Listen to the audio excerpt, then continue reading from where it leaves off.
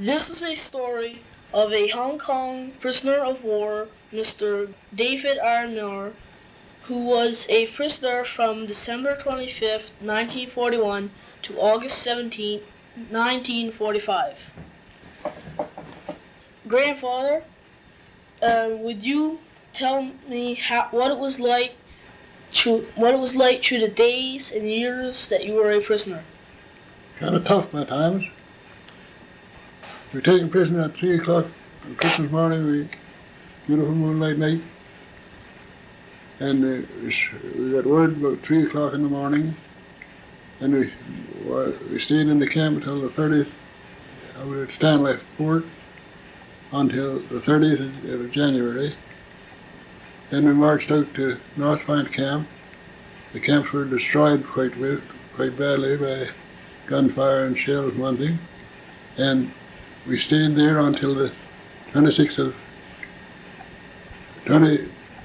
September 1942. Then I spent all my time there in Hong Kong, between the island and the mainland, until the 17th of August when we were free. During the time it was really terrible time, cold and wet, starvation all the time, worked hard, always had hopes of getting out, never give up the idea of staying there for sure. We lost a lot of men in diphtheria, dysentery, plague, starvation, all kinds of things could happen to a person in a place like that. And there was a lot died. There was over 400 died, besides the ones that killed and wounded in the war. We left here with 1975, Vancouver. We came back 1,415. Today there's about less than 900 living. We have a reunion most every year and talk over old times and laugh out the sadness that went through. There's no use to cry. It's too late now. We received some letters from home. I had some letters from my wife and some letters from mother. They were a year or a few months getting there, but they were awful welcome when they came. I came out of Hong Kong on the 9th of September 1945 with a Japanese officer's shirt and a pair of shorts that I wore when I was going over there. A pair of socks I knit myself and a pair of boots I had when I was going over. That's all the clothes I had any description. The weather was warm and we didn't need any anyway. We were 19 days going over from Vancouver and we were 18 coming back.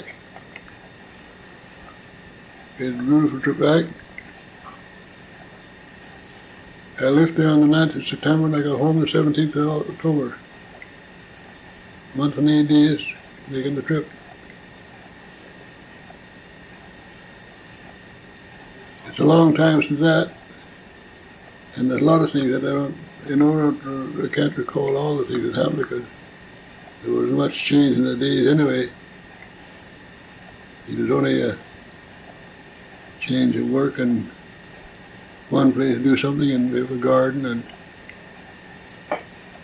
and we used to get vegetables.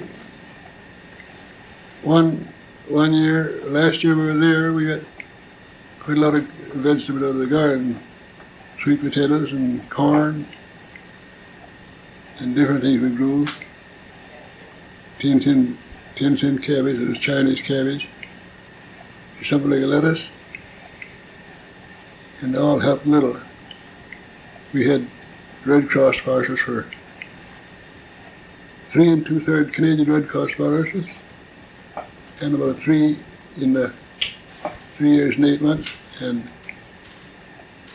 about 4 or 5 British Red Cross parcels is all we had. Clear of that we didn't get very much. We got on the boat in Hong Kong and came out of the harbor and there was two officers and two other NCOs, sergeant majors, something. They come aboard a boat, and one fellow had been a prisoner of war in France, and he said that the grub he got clear of his Red Cross parcel. He had a Red Cross parcel every month for so long, and he didn't get anything else. But the grub he got besides that, they said the dog wouldn't eat it. And there's about 160 Canadians stand up on the deck, on the front deck, and nearly everyone hollered, the pig wouldn't eat what we got. So, it's not very nice memories, and now we laugh at things we really should have cried over at the time, but why worry about it now? It's all gone. I was 40 years old when I joined the Army. I'm 83 years old now. Still living and not having too bad a time. Getting lots to eat anyway. That's good enough. Were you tortured while you were in the prison?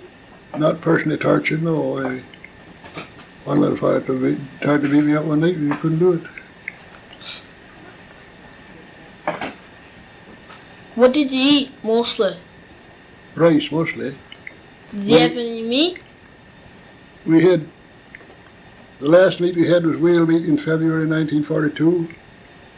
The next we got was in May 1945.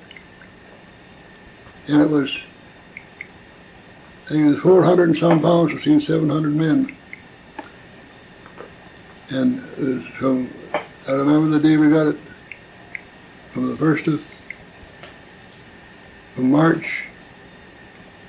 March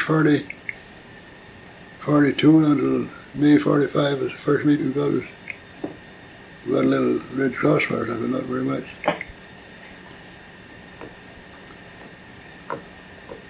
Well, while you were there, was it tidy, or your sleeping quarters, was it dirty, or? Well, we kept our place quite clean because we'd done it with ourselves. The bedbugs was kind of bad.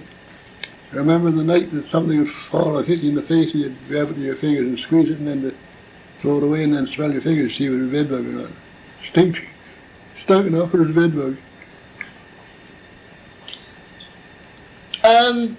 For special occasions like Christmas and Easter, did you get any meat from the meat and stuff like that? Did you celebrate the special occasion? Well, the last Christmas we were there, I remember it as well as yesterday.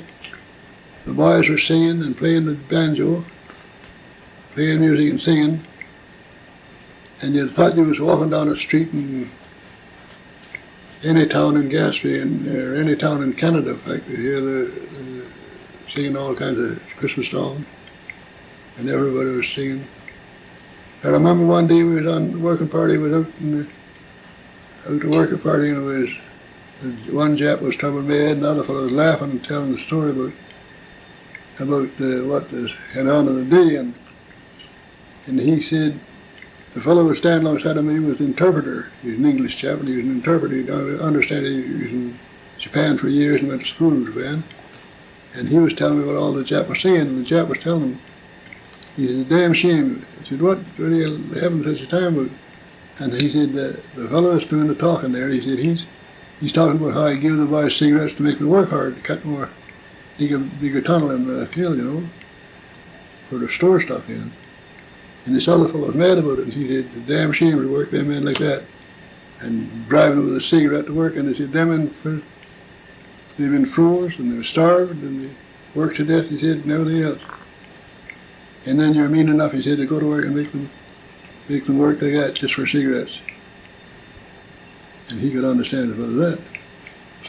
Was your did you have very good shelter, or if it rained, did it leak much? Oh no, the roofs were pretty tight most of the places, and they were only thing was the cold in the wintertime wasn't too well. We used to get permission to sleep two of us together, under one set of blankets. You sleep on a cement floor into a hut where the temperature is 37 degrees. That's not down to freezing, but it's cold enough in the hut, all built of cement, and the windows are practically all out of them, and no heat. used to nearly two used together, lay close together. It was warmer than the lawn, so we used to sleep two together and when it was real cold. The rest of the time we wouldn't let us sleep. It was harder to count, you see. But you never had no heat, never had no heat at all. Only thing we got was wood enough to cook our rice. You boiled rice, we got from a pound to, we got down to 9 ounces of rice a day one time, which is that only an ounce over a half pound. And it wasn't very much to eat. You get a little piece of fish about an inch long, an inch and a quarter long, and about as big as a small smelt now. And you'd get that probably once every 2 or 3 weeks. And like I said, we got no meat from the March 42 until May 45. And then we only got 400 pounds for 700 men. Didn't go very far. They had to just cook it with the rice or something. I think they tasted it, that's all. Did they make you do any gardening work or mine?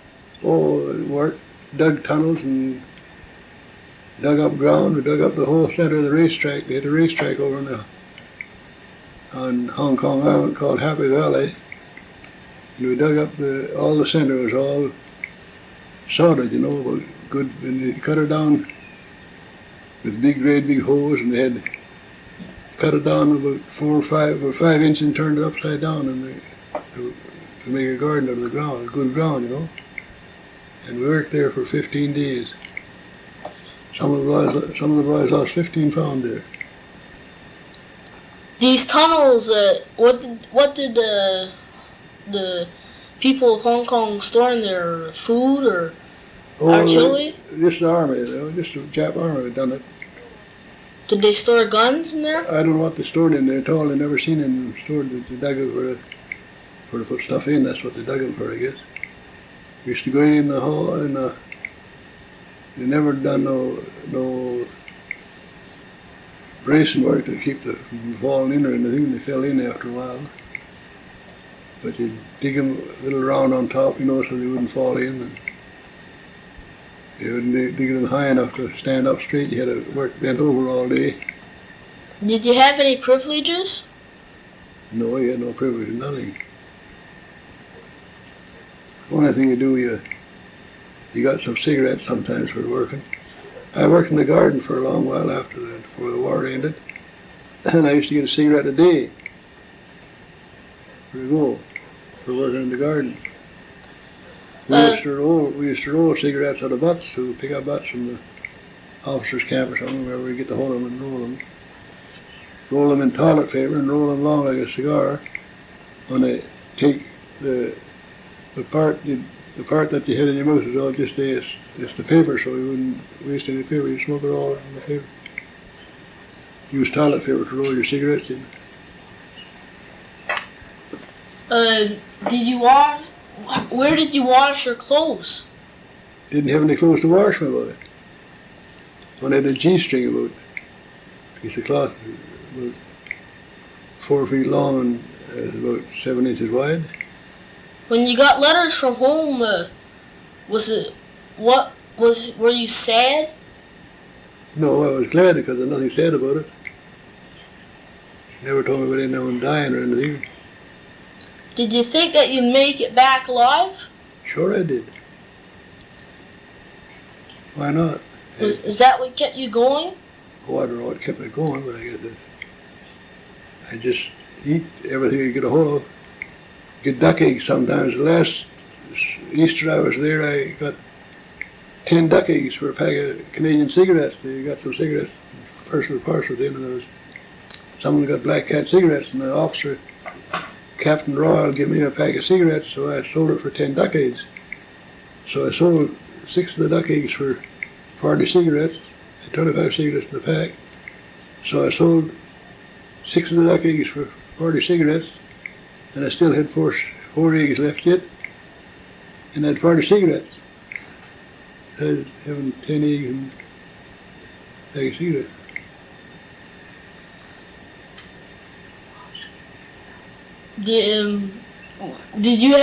did they have showers or stuff like that? Oh yes, they had pipe rigged up with a tin can on it to run the hose in it, run the water through. I used to take hot weather. I used to take a shower every night before I went to bed, and you'd feel good over it for a while, and then you get lay down in about an hour's time you'd be sweating as bad as ever. Who like cut your hair or something like that? Did you? We had barbers. Shave. I used to shave a lot too. I had shaved 7, 8 men some days. Some of them in the hospital, their faces were sore around the mouth. They were so damn thin, the skin was loose and flabby, you know, and hard to shave. My God, no good soap or anything. But I had a good razor, and the chap had found it in the house. Give me the razor because his hands were too bad he couldn't shave it. They give me the razor to shave. Were you the oldest in? Oh no, in the prison? Lots of them older than I was. Especially officers, a lot of First World War men. There was majors and captains that were older than me. There was only one man I knew of in the Royal Rifles of around 800, 900 men. There was only one man clear of the officers that were older than me. A man from Eastern Townships by the name of Mr. Bennett. How old were you when you were in there? I was 40 years old when I joined the army. I was 41 when I taken prisoner. Taken prisoner Christmas Day 41, and I was 42 on the 18th of January that next year.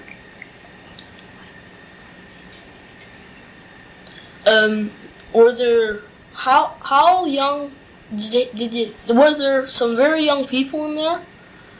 Around 16 or something like that? Oh yes, there was boys there who were 16 years old and taken prison. Some of them 15 years old. Were they worked as hard as you were? Oh, I suppose they worked harder than I did, some of them.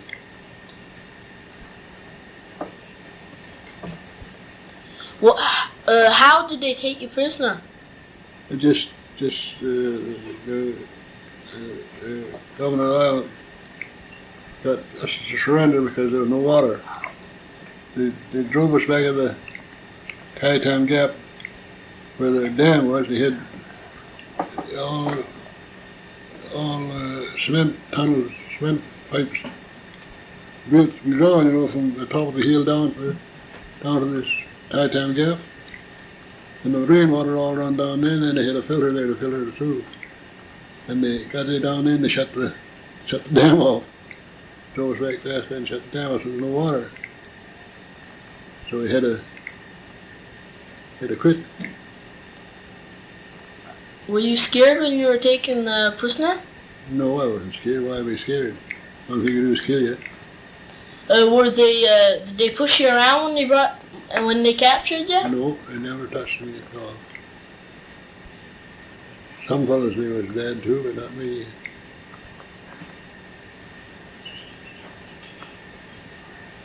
Is there any other things that you could add to the story? Oh, well, I mean, I could talk all night if it come to that, but nothing much.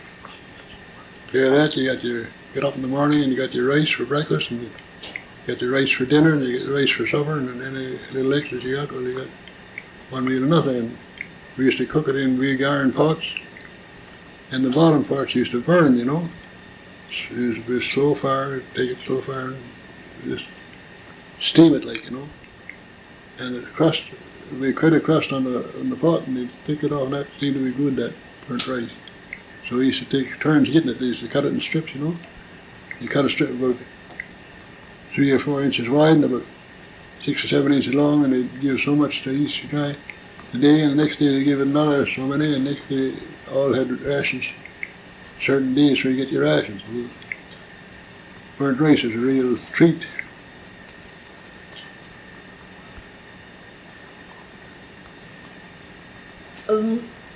Did they ever Did they ever leave you go days without food? Oh no, never got. Well, one day they took us out one morning after on parade, and they never brought us in till after evening. They turned us out one night. They had our supper after had our supper, and it rained all night. Left us out of doors till the next morning after daylight before we got back in. But they never missed a meal. Only that dinner time. That's the only one. But it didn't matter much. If you didn't miss a meal, there wasn't that much to it anyhow. One meal. What was it like? All the people that you were in prison with. What was yours and their reaction when they told you that you were free? Well, there was nobody there to tell us we were free. We just simply, the way it happened was that the planes come over and dropped pamphlets. The American planes come over and dropped pamphlets, and they told us that the Japs had agreed to the Potsdam Conference, you see. And then we knew it was free, so Colonel White was the senior colonel there in the British Army, and he went down and told the camp commandant to get his men, get his guard out of there, we were going to take over. We took over, and he appointed, I was truck driver, and I went out to drive a truck to gather up food and gather up anything we get. And we worked there from the 17th of August to the 30th before anyone had landed, and it all on the run. Never had a shot fired or anything. And they asked us to leave the guards on the warehouses, because if we didn't leave the guards on the warehouses, the Chinese would loot them, you know. So we didn't bother going downtown, stopping with them, worrying about them. So then the boats landed on the 30th of August. And I went downtown with the truck looking for gas. Had a Chinaman with us, and had a sergeant with another chap from Matisse with me, Bryce King.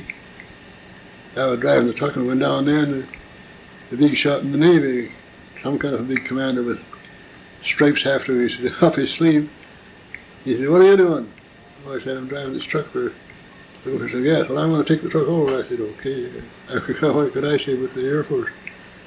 So he took us over, and he got a bunch of Air Force guys, a ground crew. There was 3,000 of them coming in, 3,500 something else came in on the boat. The name was Canada.